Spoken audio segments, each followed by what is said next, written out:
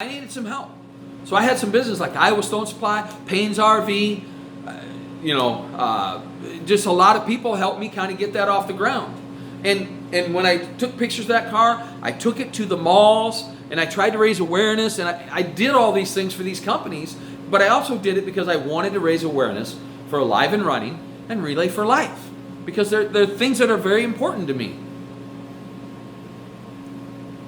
The thing is, I did something for that money. It wasn't, look guys, it wasn't a ton of money. It wasn't, excuse me. But the thing is, I went in there with a plan. I had a proposal. Winning Motorsports Marketing will teach you how to write that. They'll help you with that, okay? This ain't easy. Doing this right now, this is not easy, but I practice this a lot. I've done it before when, I've been in front of audiences, so I'm comfortable talking to people. I'm more comfortable with this than I am with trying to write out something. But the last thing that I want to talk about, again, I want to go over you drivers, quit going into other businesses. You guys that are at the top, you need to do better. You have got to do better. Dale Earnhardt is an icon in our sport. And he understood that if I don't have a field of cars to race against, I don't get to keep doing this. He understood that. And when you listen to those guys on that junior download, you understand that he understood that. Jeff Gordon was the guy that brought the money. He brought the real big corporate money to the sport. What he understood was, you have to wine and dine those folks. And that's important. Now this is where I'm going to lead into you racetrack promoters, you racetrack owners. If any of you are watching this, you got to do better. You need to update your facilities. We can't ask people for millions of dollars to come into our sport and pump our sport up and build our sport and grow our sport and bring them to a $2 grandstand. Or have them go in a bathroom that literally is disgusting. Or better yet, no doors on the stalls. Look, nobody wants to do their business and have people look at them. Especially females. Ladies do not want to walk into a restroom and it's gross. And look, I've never been in the ladies' restroom, but I've been in enough men ones, and I've been at some racetracks where I walked in there and I would rather just go outside by a tree. I think it would be cleaner. We have to do better at that, okay? We need to get our facilities just a little bit more modern, okay? We really need to work on this. Now, the last thing I want to talk about is, how do we go about this? When you are talking to these big companies, okay, and you're talking to companies about,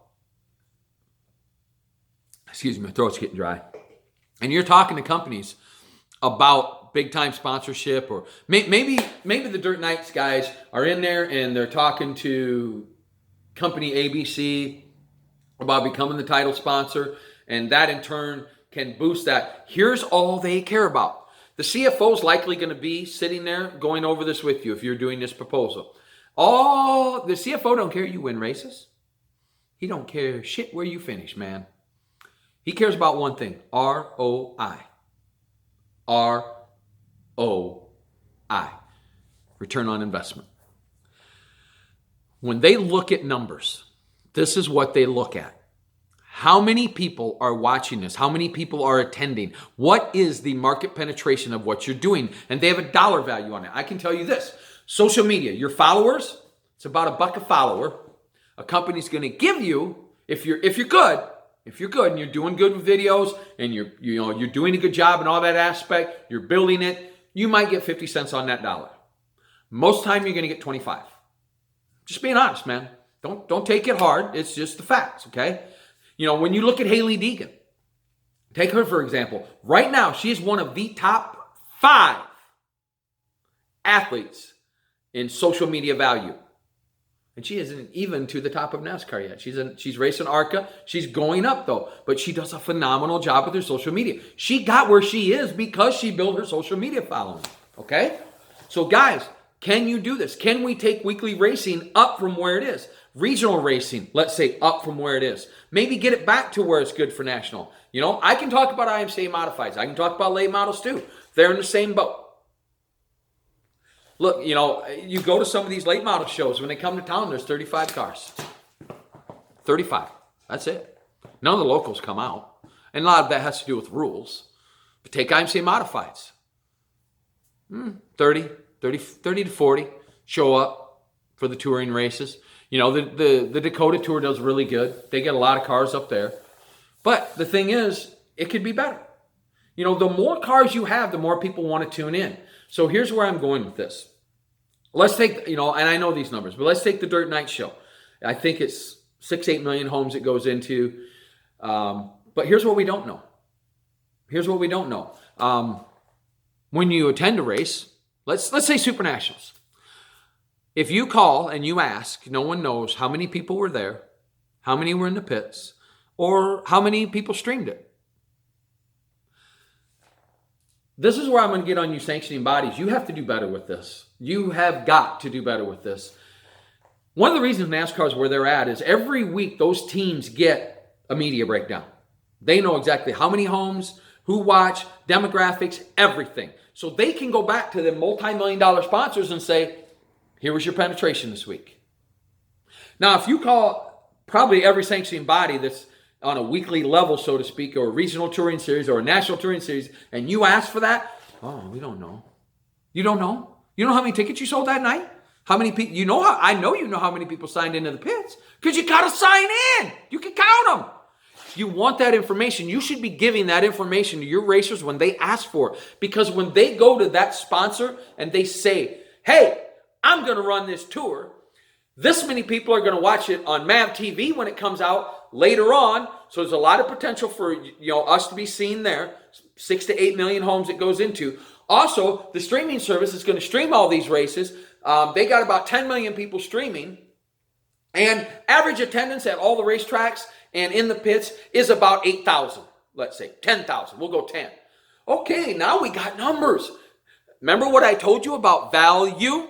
Now you have something you can put a value and a number on. So when you go to that sponsor, that's how they gauge it. That's why you racetracks, you sanctioning bodies need to do better with this. Help the racers. Because guess what? If there ain't none of them, you ain't making no money either. We all are in this together. So let's check egos at the door. Stop with the egos. Stop with the egos. Just put them at the door. Okay? Let's start working together. Stop with the charity attitude and let's start working together. Stop with the, $200 is a lot of money to spend on a marketing program, but I'll spend $2,000 on shocks because I might win $50, $100, $200, whatever. Invest in yourself, guys. That's what I'm telling you. Invest in yourself. Invest in yourself. We will invest tons of money in these things, but so many of you won't invest a few dollars in yourself to get better at it. It's not that hard. Look, I don't know how many of you are going to watch this video. I don't know how many of you are going to sit through, what are we at, 42 minutes now? I did a video, I think it was last spring. We did a go live session up at Performance Bodies. I'm going to tell you guys something. If you don't think that these people don't watch, you're wrong. And I'm going to tell you that this story is true. So when we did that, me and Alec walked around. We showed everybody Performance Bodies, where it was, and I talked about various products that I use. Okay, hold on a second.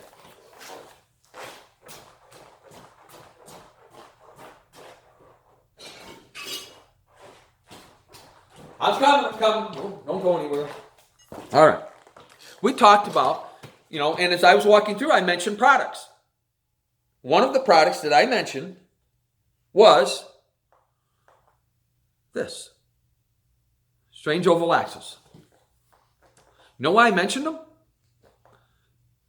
I didn't get nothing for it. Jim didn't Dole out some cash, Tom. He didn't send Tom free parts. I paid for these axles. I bought them. I bought them at Performance Bodies, actually. You can get your own set. I can promise you, if you're not running these, you're getting beat by them. These things are not like black magic or anything like that. But that's why I mentioned them. Because I know for a fact, through testing that we did with another car, that we literally put them in and gained 3/10. So that's why I mentioned them. Because there's a lot of guys like me out there that, they want to know, do they really work? Yes, they do. But here's why I'm telling you that. Because as I did that video with Alec and I walked through and I mentioned the strange oval axles, just a brief moment, gave it a quick mention, hey guys, these products are good. This year when I was walking through PRI, I was walking by the Strange booth. Jim saw me, said hi to me, said, hey, hold on a second. And he said, hey, I watched that video. Thanks for mentioning me. You didn't have to do that. And I said, hey, no problem, man. It's a good product. Why not? Guys, not everything is about getting money, getting product. Sometimes it's just about saying thank you to somebody that took a chance. Hey, do you think it was cheap to develop these? Do you think it was cheap to sit down and figure out how these work? How all these numbers, 130s, 110s, 108s, we can go up and down the list. Figure out how to make that build traction. Help you on corner entry. Do you think that was cheap for him? It wasn't. I can promise you that. R&D is very expensive. Ask any manufacturer. Ask BSB Manufacturing. Ask Weir's Manufacturing. Ask CPT. I can go down a list of manufacturers that make parts for race cars, and I am telling you, it is expensive. For one, you got to get the guy that's willing to go out and test it in race conditions. What if it don't work and he loses a race? He ain't going to be, So, yeah, it takes a lot to do that. So giving them a mention that, hey, this is a product I use, this is a product I like, they are watching you. So those of you that don't give any thanks to anybody on your car or even mentions, you're doing a disservice to the sport for the rest of us. You really are, because you're way more visible than, say, Tommy Belmer is, or Todd Steinhardt, or Tony Snyder, or Chris Snyder. I can go down the list. Chris Toot, Pete Alexander. These are all friends of mine. But I'm going to tell you something. There's only one Ricky Thornton Jr. There's only one Richie Gusson. There's only one Corey Drips. But there are thousands of people like me. And without me building up that field and making up that field fillers, whatever you want to call them, they don't have anybody to race against. And if they don't have anybody to race against, ain't nobody coming. Ain't nobody watching. Look, I'm going to close this with this. We as a sport, especially weekly dirt track racing, are in a very, I want to say precarious, I think is a word I should be using, time right now. There are a lot of racetracks right now that are struggling to even find someone to promote them. They are struggling absolutely to even break 80 cars total for 7 classes, let's say. And we're losing the battle. And we're losing the battle because we are not changing. We are not moving what we do forward. We were the original influencers. We were the original, the mantra, win on Sunday, sell on Monday. That's kind of gone because the cars don't even look nothing like those cars anymore. But there's still so much that we did back then. Richard Petty's always going to be STP. Jeff Gordon will always be DuPont. Dale Earnhardt Jr. is always going to be the bug car. Everybody loved the bug car. Nationwide car. Dale Earnhardt will always be Goodwrench and Wrangler. Forever. We can do that, and I can sit here and I can go through guys that raced long ago, and I can still see their cars. I can still see them. As plain as day, man. I can see who their sponsors were. I can remember what they did. I can remember, the names in my head. And it's just, I get it. I'm a rabid fan, okay? I'm a rabid fan, and I know that. But we can make new fans because we have this. We finally have a way to take weekly racing to the masses. And we have to do better at it. You know, I suggest you click on the link, you go to Winning Motorsports Marketing and start learning how to better your race team. And stop walking around with a tin cup, shaking it like it's charity. And if you're the guy at the top and you've got some good sponsors and they're helping you, start mentioning them. Start doing better. Okay? Because if you do better, it helps everybody below you. It really does. It transcends. You know, it helps others want to be involved. We can build this and grow this. Tracks, you know, get your facilities so that if I want to bring in, say, a big sponsor, we got a nice facility to bring them into. I get that takes money. We're going to have to invest. We haven't invested in the sport in a long, long time. I can go to racetracks that haven't changed in 20 years. It's the same. We need to invest back. You know, sanctioning bodies, you guys that have these, hold these big races that draw attention, like the Super Nationals. I mean, the Super Nationals is being talked about by Dave Moody on Sirius XM radio. It's arrived. It's a marquee event now. It's a World 100 type event. It's a Chili Bowl type event. You know, having those numbers would mean the world to racers that want to court a sponsor to help them do this. Because the odds are, these cars aren't getting cheaper. And the guy that's working for $60,000, $70,000 a year, he isn't going to do this much longer. He just isn't. Because he can't buy a $65,000 race car on that kind of a wage. He just can't. So he'll quit. He'll go away. But what if you were racing for a point fund and let's say you wanted to run the Dirt Nights Tour and let's say they could get that sponsor because they got the numbers, everybody's doing better, we're building our sport, we're working, we're growing it, and they get a title sponsor and they can have a point fund that pays back 50 spots and 50 a spot gets $3,000. It might be worth running some of those races then, wouldn't it? Wouldn't it be worth it then? Maybe have a chance at some of that? I realize that's dreaming big, but why dream little? Why dream little? Why not dream big? Why not go, holy crap, we can do this. We can. We have the means right here. We can take our sport at a weekly level to the masses, but we got to do better. We got to do better when we're being interviewed. We got to do better when we are promoting our social media. We have got to do better in all aspects. We can do this. We can do this. We really, really can. I firmly believe this. Guys, I'm going to end this because it's 50 minutes long right now, and I don't know how many of you are going to sit down and watch this or listen to it. But that was my rant. I've been holding it in for a few weeks, and, you know, I'll close with this. Let's help each other out. You know, obviously, you know, Alive and Running is on my car for suicide awareness. We have the 5K, Walk, Run, and Relay for Life is on my car. You know, the American Cancer Society's #1 fundraiser. Guys, let's work together. And let's stop thinking small-minded stuff. And let's work together and let's grow our sport.